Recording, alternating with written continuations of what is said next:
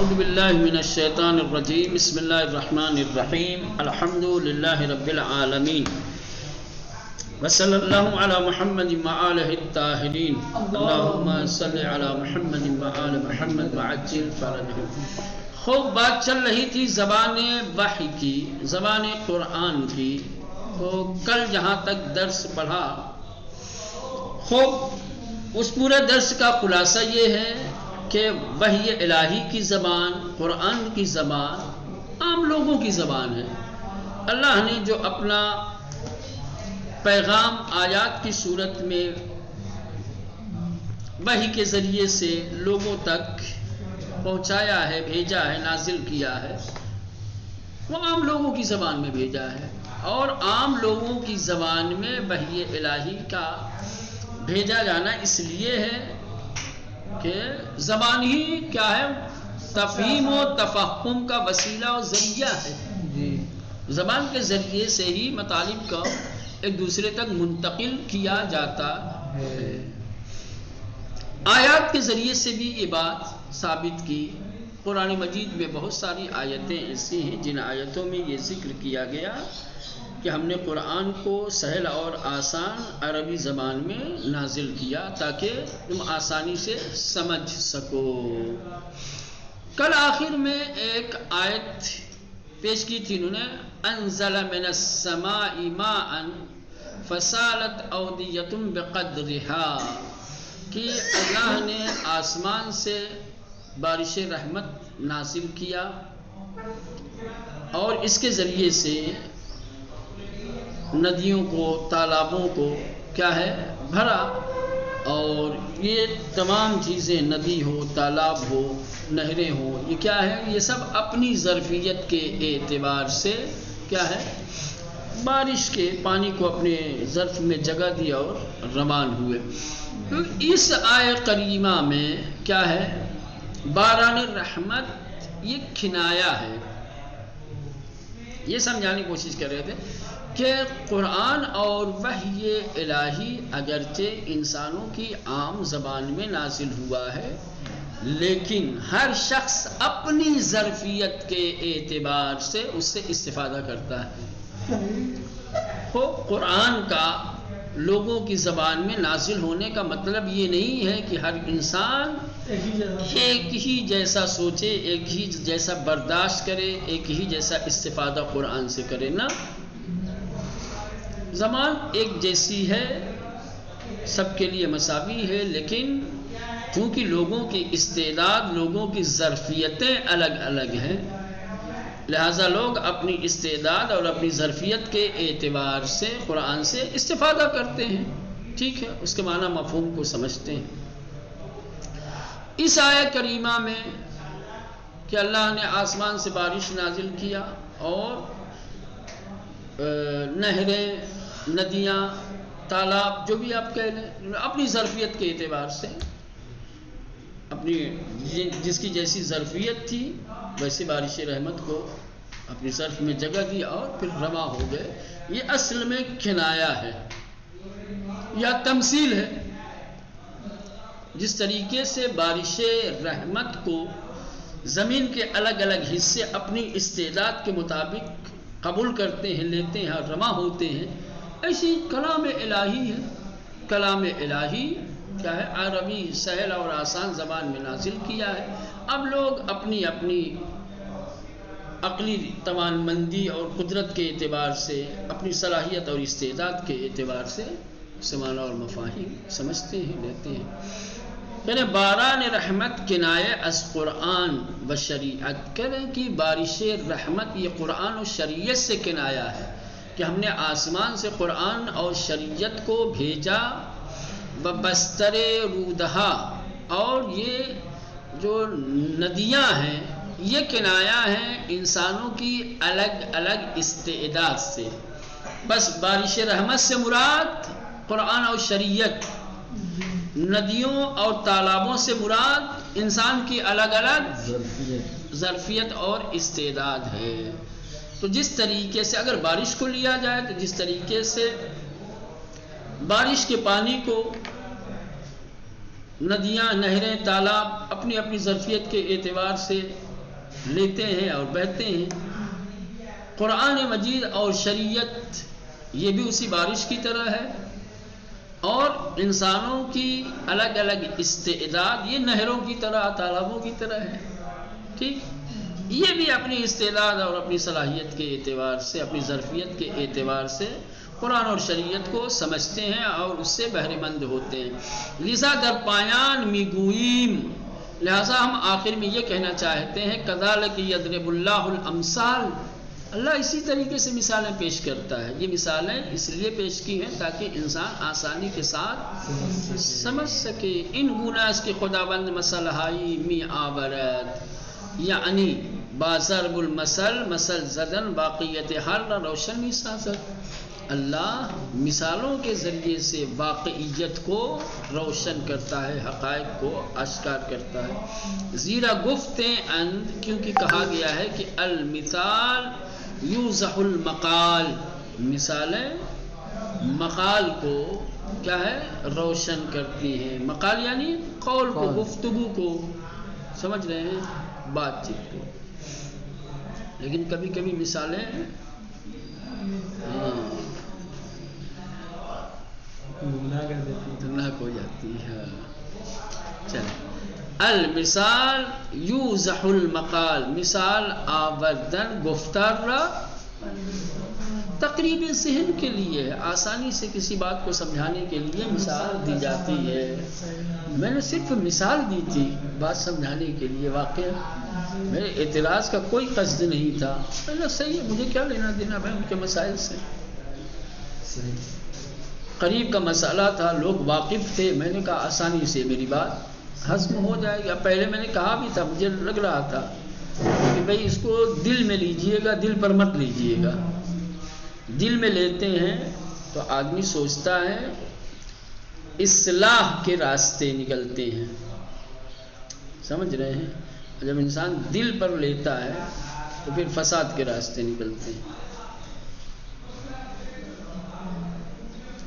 بات دل پر نہیں لی جاتی ہے، دل میں لی جاتی ہے۔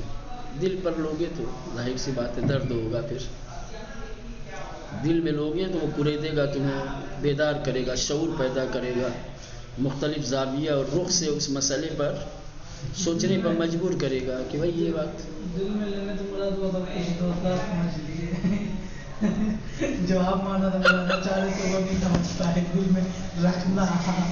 چلے آری قرآن ظاہری دارد و باطنی، کہہ رہے ہاں قرآن کا ایک ظاہر بھی ہے اور قرآن کا باطن بھی ہے کہ ظاہر آن برائے ہمیں آشکار ہے۔ جو قرآن کا ظاہر ہے وہ ہر ایک کے لیے واضح ہے، روشن ہے، آشکار ہے، بھلے عمق باطن آن بے اندیشے و تدبر بیشتری نیاز دارد، لیکن جو قرآن کا باطن ہے، جو باطن کی گہرائی ہے قرآن کی، اس کے لیے اور زیادہ تدبر اور تفکر کی ضرورت ہے۔ قرآن کا ظاہر آسانی سے سمجھ میں آ جائے گا، لیکن باطن کو سمجھنے کے لیے عقل و تدبر در جائے قرآن دستور تعمق و تدبر در آیات ان ردادے است، یعنی کہ قرآن مجید میں جا بجا قرآن میں گہرائی کے ساتھ سوچنے فکر کرنے کی کیا ہے کا حکم دیا گیا ہے، دستور دیا گیا ہے۔ مثلا کہ افلا یتدبرون القرآن ام علی قلوب اقفالها، کہ وہ لوگ قرآن میں تدبر اور تعقل اور تعمق کیوں نہیں کرتے، کیا ان کے دلوں پہ تالے لگے ہوئے ہیں؟ قرآن میں تدبر اور تفکر نہ کرنا گویا کیا ہے تالا لگا ہوا دروازہ، نہیں سوچ سکتا، حقائق کو نہیں سمجھ پائے گا آدمی۔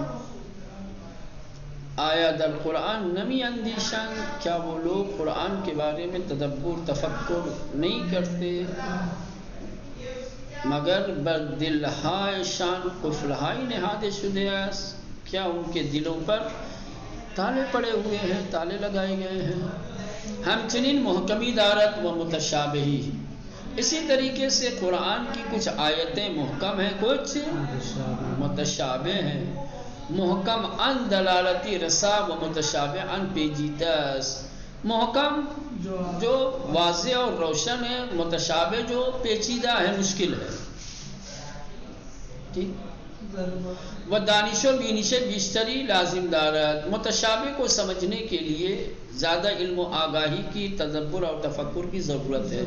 تا غبار تشابہ زدود شود، تاکہ جو تشابہ کا غبار ہے وہ ہٹایا جا سکے. جب تک کہ تشابہ کا غبار دور نہیں ہوگا وہ چیز آپ کے لیے واضح اور روشن نہیں ہوگی. یہ بالکل ایسے ہی ہے جیسے ایک آئینہ، اس کے اوپر گرد پڑی ہوئی ہو.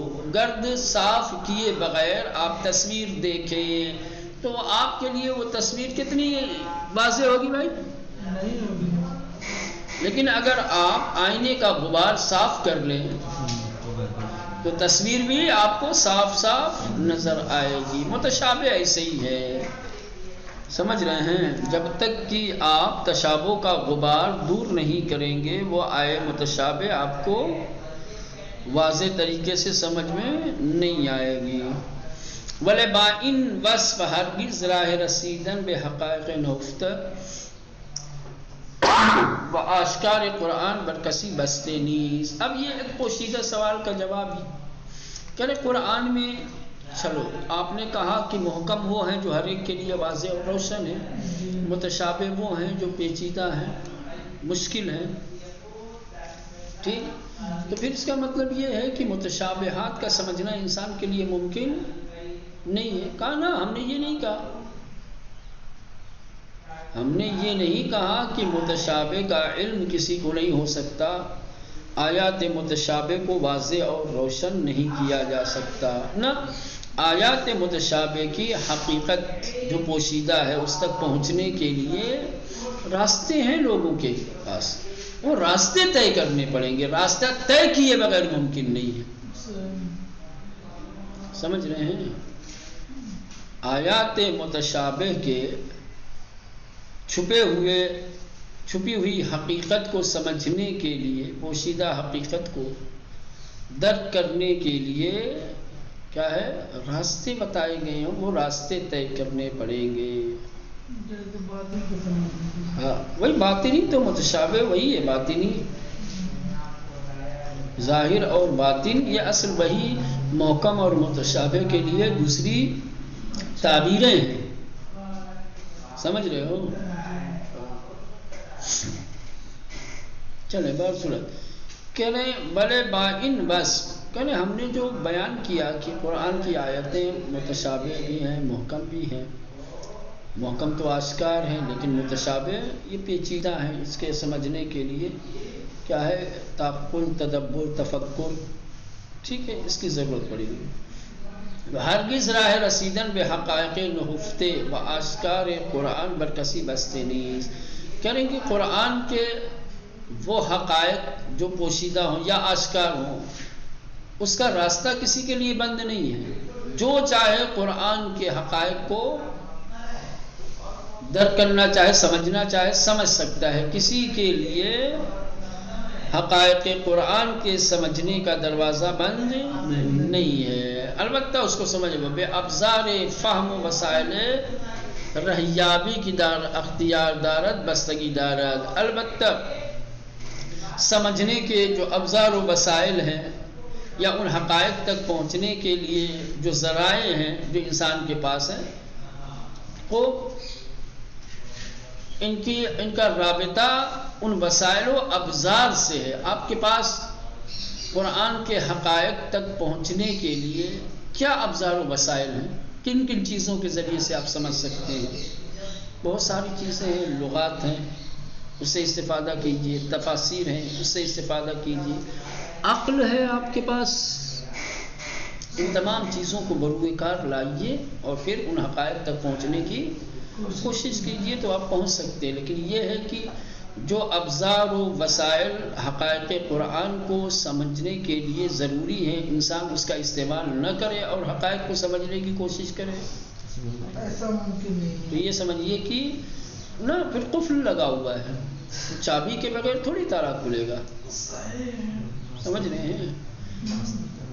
دروازے میں لگا ہوا تالا چابی سے کھلے گا، آپ بغیر چابی کا استعمال کیے ہوئے تالا کھولنے کی کوشش کریں گے تو کھلے گا نہیں، کھلے گا۔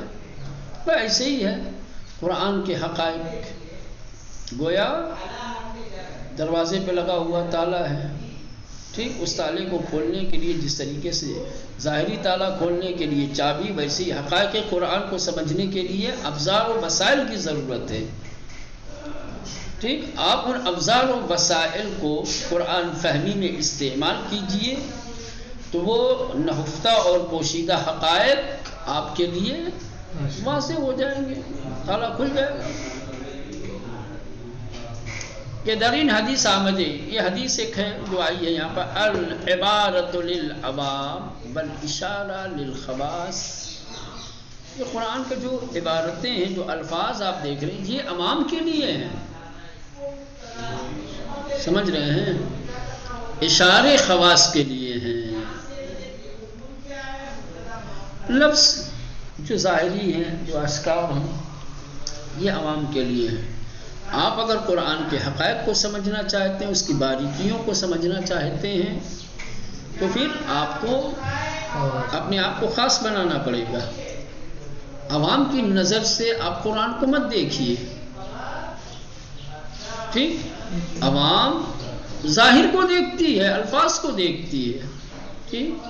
آپ اگر قرآن کے حقائق کو سمجھنا چاہتے ہیں تو آپ کو خواص میں شامل ہونا پڑے گا۔ آپ صرف قرآن کی عبارت کو مت دیکھیے، اشارے کو بھی سمجھیے۔ کیا سمجھ رہے ہیں؟ بہمین حقیقت اشارت دارت، اس روایت کا بھی مطلب وہی ہے جو اوپر کہا گیا ہے، سمجھ رہے ہیں؟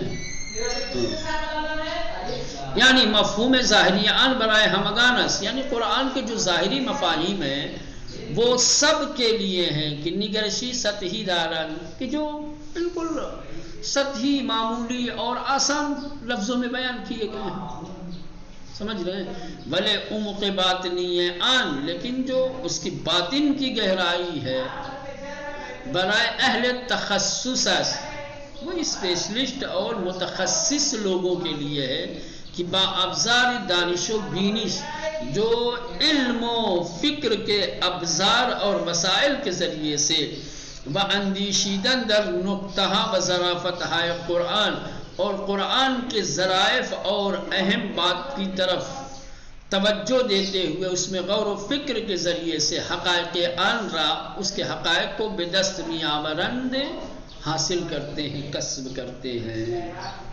سمجھ رہے ہیں؟ کل کہنا یہ چاہتے ہیں، اتنی لمبی چوڑی عبارت ایک میں سمجھا دیا تو کافی تھا، اتنا بحث کرنے کی ضرورت ہی نہیں ہے کہ نہیں؟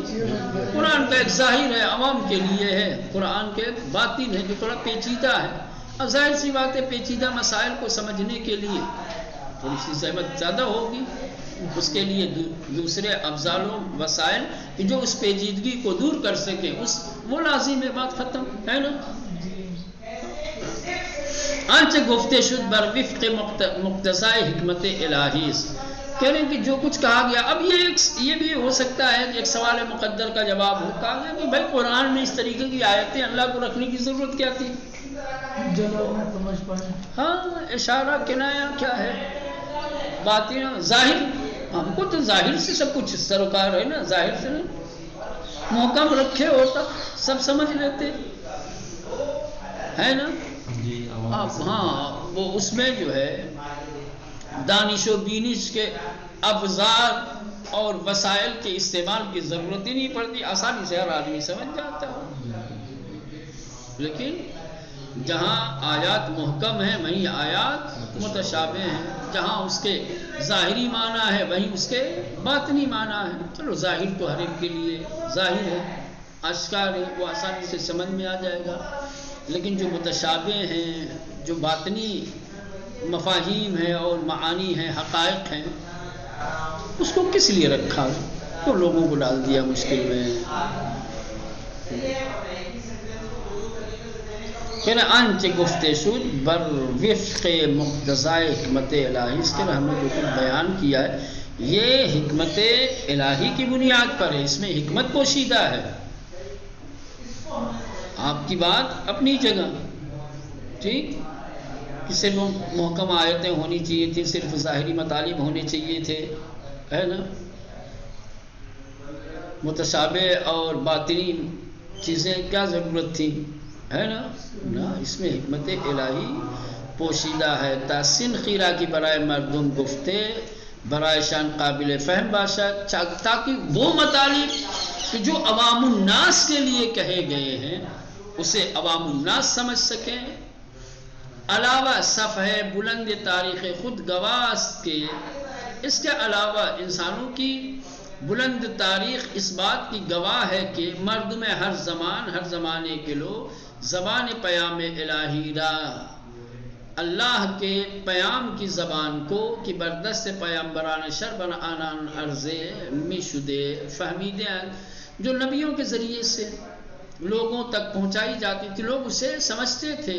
وہی جگہ در تاریخ ثبت نہ شدے کے، اور کہیں بھی تاریخ میں آپ کو یہ بات نہیں ملے گی کہ پیروان پیامبری گفتے باشن کہ کسی بھی نبی کی امت نے پیروکاروں نے کہا ہو کہ زبان پیامی کی آوردی برائے ما مفہوم نیست، کہ اے نبی آپ جو کچھ بیان کرتے ہیں یا جس زبان میں آپ پیام ہم تک پہنچاتے ہیں وہ ہمارے لیے واضح نہیں ہے. نو، اللہ نے کیا ہے ہر نبی کو لوگوں کی زبان میں پیام دینے کا حکم دیا، اس لیے اس زبان سے آشنا کیا، اور تمام نبیوں نے پیام الہی کو انہی کی زبان میں سمجھایا ہے. اسی لیے کسی بھی نبی کی تاریخ میں آپ کو یہ نہیں ملے گا کہ کسی نبی کی امت نے یہ کہا ہو اے میرے پیارے نبی آپ جو کچھ کہتے ہیں ہمیں سمجھ میں نہیں آتی، انہی زبان میں سمجھاتے تھے.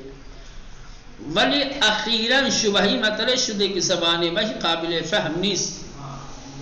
اب یہ ساری باتیں اس لیے کہنے کی، ابھی کچھ جلدی ہی اس طریقے کا سوال کھڑا کیا گیا ہے، سمجھ رہے ہیں، اس طریقے کا شبہہ پیش کیا گیا ہے کہ وحی کی زبان انسان کے لیے قابل فہم و درک نہیں ہے، انسان نہیں سمجھ سکتا.